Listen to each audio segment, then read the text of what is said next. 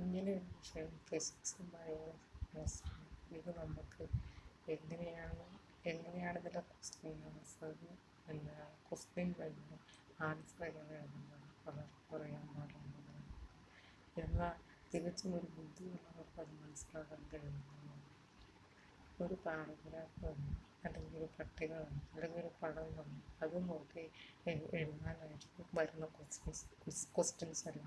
പക്ഷെ നമ്മളെ സംബന്ധിച്ച് നമുക്ക് എന്താണെന്ന് ചോദ്യം വന്ന് എന്താണെന്ന് ഉത്തരം പോലും അറിയാണ്ട് നമ്മൾ ചിലപ്പോൾ എന്താണ് എഴുതേണ്ടതെന്ന് അറിയാണ്ട്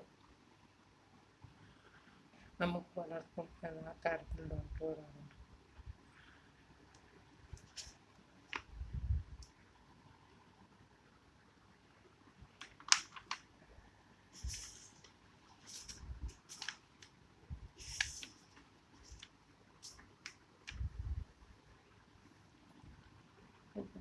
ഇതിൽ തന്നെ അറിയാതെ പ്രതികരിക്കുകയാണ് ചിത്രം നിരീക്ഷിക്കുക കുട്ടികൾക്കും മറ്റു ജീവിതങ്ങളും അവയെല്ലാം കുട്ടി മാമ്പഴം രസിക്കുന്നു കൊച്ചിനെ തൊടുമ്പോൾ അതിൻ്റെ ശരീരം ഉള്ളിലേക്ക് വരുന്നു മുഖം കഴുകുമ്പോൾ തണുപ്പ് അനുഭവപ്പെടുന്നു നമ്മുടെ മുഖം കഴുകാൻ ശബ്ദമുണ്ടാകുമ്പോൾ കിളികൾ എന്താ ചെയ്യുക ശബ്ദമുണ്ടാകുമ്പോൾ ഉണ്ടോ.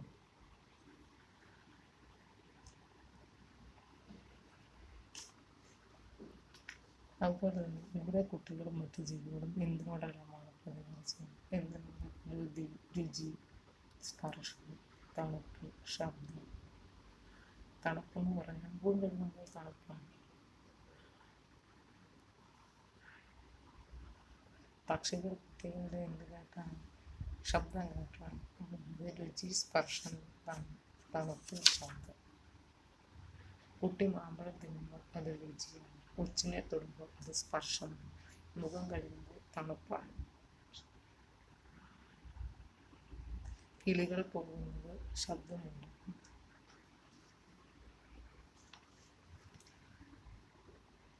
ഇതൊരു നാഡീവ്യവസ്ഥ എന്ന് പറയുന്നത് നാഡികൾ സുഷുമ്ന മസ്തിഷ്കം എന്നും പറഞ്ഞു.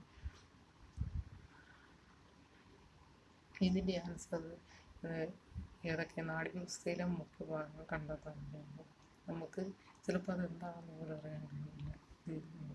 നാഡീവ്യവസ്ഥയിലെ മസ്തിഷ്കം സുഷുമ്ന നാഡികൾ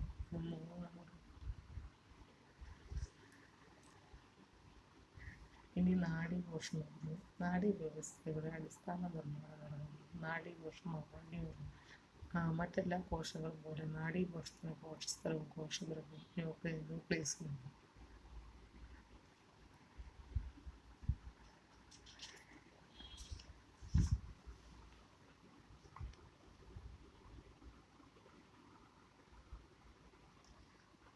ഒരു പാരഗ്രാഫ് വായിച്ചാൽ തന്നെ നമുക്കൊരു ക്വസ്റ്റ്യൻ്റെ ആൻസർ മനസ്സിലാക്കുന്നത്. പക്ഷേ നമ്മൾ ടീച്ചർ ചോദിക്കുന്നു എൻ്റെ സാറ് ചോദിക്കുന്നു എന്തൊക്കെ മനസ്സിലായി ഇത് വായിച്ച് മനസ്സിലായി. ഇനിയിപ്പോൾ മലയാളത്തിലാണെങ്കിൽ ഇംഗ്ലീഷിലാണ് കഥയാണ് കവിതയാണ് കവിത അത് നമുക്ക് മനസ്സിലാക്കിയാൽ തീർച്ചയായിട്ടും നമുക്ക് തന്നെയാണ് ആൻസർ എഴുതാൻ പറ്റും.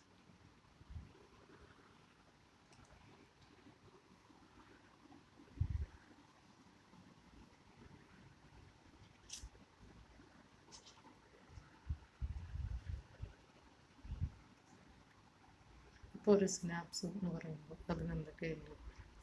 സിനാപ്റ്റിക് ന്യൂറോൺ ഡെൻഡ്രൈഡ് വൈദ്യുത ആവേഗം അപ്പുറം അതായത് നാടീയ പ്രേഷകവും സിനാപ്റ്റിക് ന്യൂറോൺ.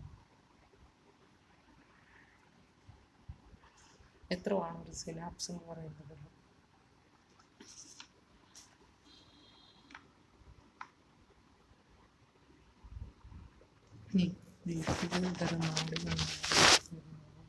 വിവിധ തരം നാടികൾ ഏതെല്ലാം? ഇപ്പം നാടിയുടെ ചിഹ്നം അതിനകത്ത് എന്തെല്ലാമാണ് കൊടുക്കുന്നത്? ആക്സോണും നാടി. ഈ നാഡി വ്യവസ്ഥ എന്ന് പറയുന്നത് മസ്തിഷ്കം സുഷുമ്ന മസ്തിഷ്കത്തിൽ ശിരോനാടികളും സുഷുമ്നാ നാടികളും ശിരോനാടികൾ 12 ജോഡി സുഷുമ്നാ നാടികൾ 31 ജോഡി. അപ്പോൾ ഈ കേന്ദ്ര നാഡി വ്യവസ്ഥ പെരിഫറൽ നാഡി വ്യവസ്ഥ കേന്ദ്ര നാഡി വ്യവസ്ഥയാണ് മസ്തിഷ്കം സുഷുമ്ന.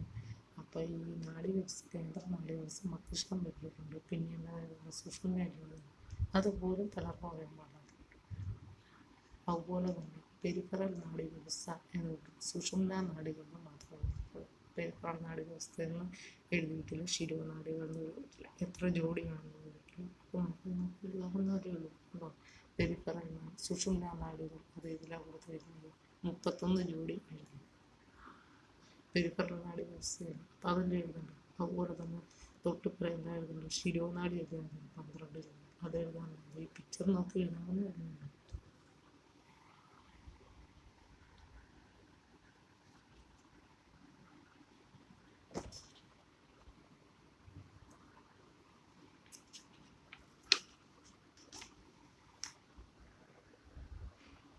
പിന്നെ cerebrum, thalamus, cerebellum, medulla oblongata, hypothalamus, ഇതിനെല്ലാം കുറിച്ച് ഇവിടെ കൊടുത്തിരിക്കുന്ന പോയിന്റാണ്. പിന്നീട് സുഷുമ്ന. സുഷുമ്ന എന്നാൽ എന്താണ്? മെഡുല്ല ഓബ്ലാങ്കേറ്റയുടെ തുടർച്ചയായ ഭാഗമാണ് സുഷുമ്ന. ഈ സുഷുമ്നയുടെ ഛേദം അതിനകത്ത് എന്തെല്ലാം ഉണ്ട്? White matter, grey matter, central canal, dorsal root, ventral root.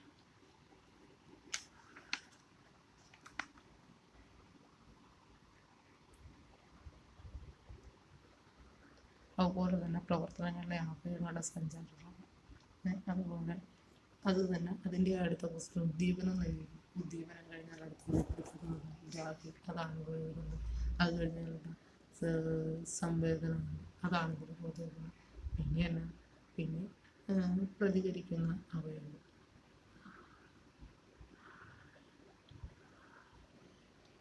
അതുപോലെ പ്രേരകനാഡി, പ്രേരകനാഡി, ഇന്റർന്യൂറോൺ റിഫ്ലക്സ്, അത് എന്ന് പറഞ്ഞാൽ എന്ത്?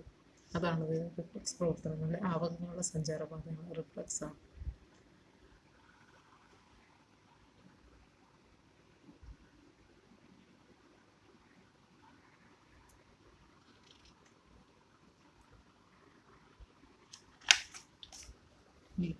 ഇത് കണ്ടോ, സ്വതന്ത്ര നാഡീവ്യവസ്ഥ, സിമ്പതറ്റിക് പാരാസിമ്പതറ്റിക് വ്യവസ്ഥ എന്ന് തന്നെ നമ്മൾ സിമ്പതറ്റിക് വ്യവസ്ഥ എന്ന് പറയുന്നുണ്ട്. അതിൻ്റെ തൊട്ടപ്പുറത്ത് തന്നെ അതിനോട് പാരാസിമ്പതറ്റിക് വ്യവസ്ഥ.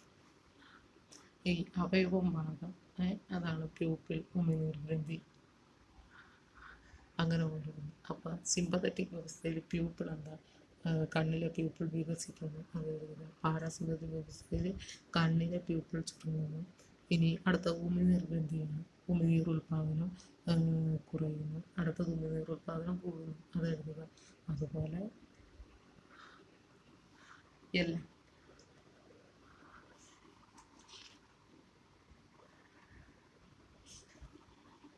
പിന്നെ എന്താണ് രോഗം, കാരണം, ലക്ഷണം, അത് ഇതിലെ പട്ടികയിലുണ്ട്, ആ കാണുന്നത്.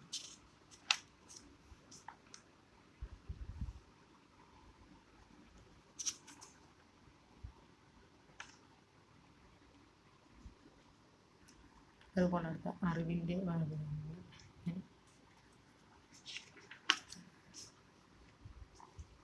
പിന്നെ ഗ്രാഹി ഉദ്ദീപനം. കണ്ണ് എന്തിനാണ്? കണ്ണ് സാധാരണഗതിയിൽ പ്രകാശഗ്രാഹി.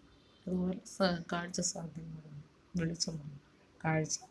ചെവി ശബ്ദഗ്രാഹി, കേൾക്കാൻ. അതുപോലെ നാക്ക് രാസഗ്രാഹി, സ്വാദറിയാൻ നമുക്കറിയാമല്ലോ. അപ്പോൾ ത്വക്ക്. അതുപോലെ തന്നെ മൂക്ക് തന്നെ ഗന്ധഗ്രാഹിയാണ്, ഗന്ധം.